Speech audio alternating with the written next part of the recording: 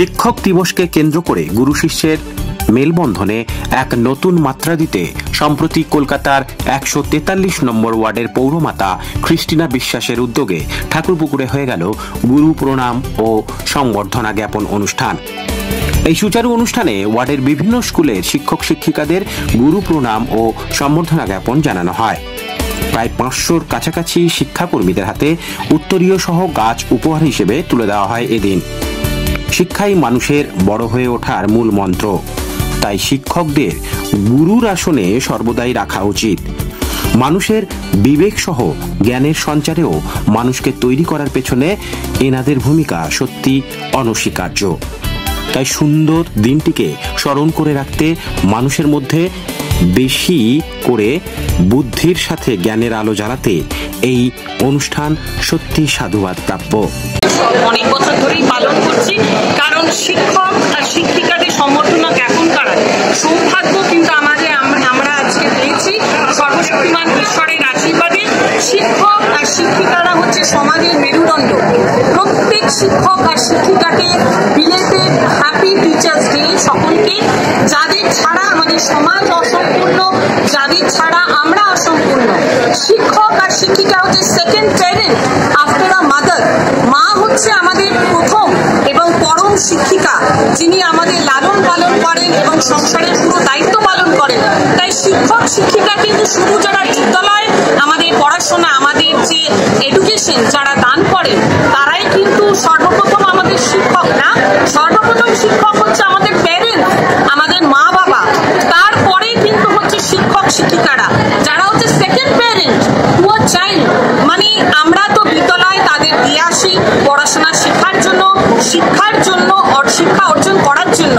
তারা যেভাবে আমাদের সন্তানদের, আমরা নিজেরাও আমাদের শিক্ষক শিক্ষিকাদের কাছে যেভাবে পড়াশোনা শুধু শিখিনি, ম্যানারিজম, ডিসিপ্লিন সবকিছু শিখেছি, যার জন্য সেই ঐতিহ্য কিন্তু বই চলছে।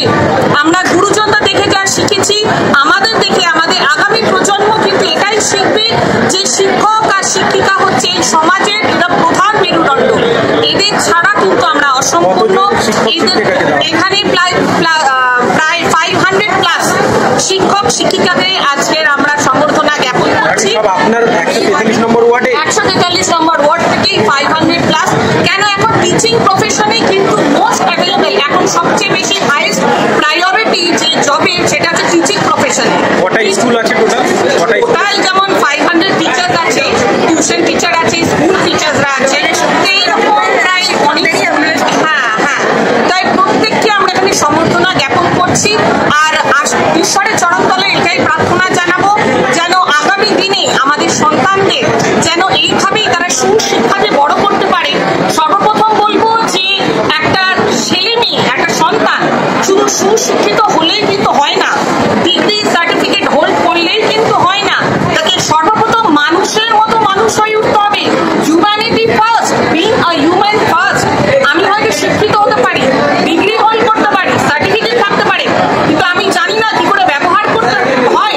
আমার ঘরের যে পরিচারিকা, আমার গৃহকর্মী যে আমাদের সাহায্য করে, কিংবা আমার ড্রাইভার, অ্যাটেন্ডেন্ট, যারা আমাদের প্রতিনিয়ত প্রত্যেকটি কাজে সাহায্য করে থাকে, তাদের সাথে যদি আমরা ব্যবহার না করতে পারি, তাহলে সেই শিক্ষার কোনো মূল্য নেই, সেই শিক্ষার কোনো দাম নেই।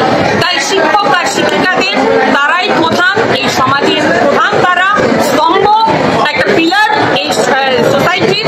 প্রত্যেককে আমরা যতটা আনন্দ পাচ্ছি, আমরা আশা করি তারাও সেটা সানন্দে সেটা গ্রহণ করছে। এত শিক্ষককে একসঙ্গে উপস্থিত করা, এটা চারটিখানি কথা না।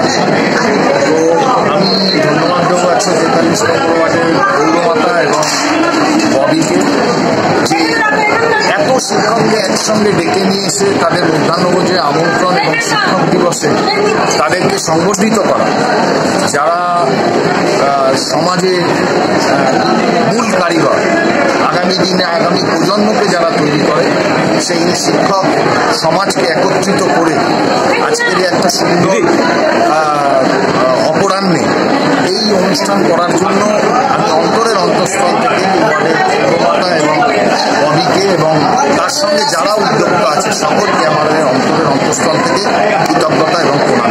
আপনার নাম ডেজিগনেশন? আমার নাম সঞ্জয়। রাজকুমার দাস, ইউকে নিউজ বাংলা, কলকাতা।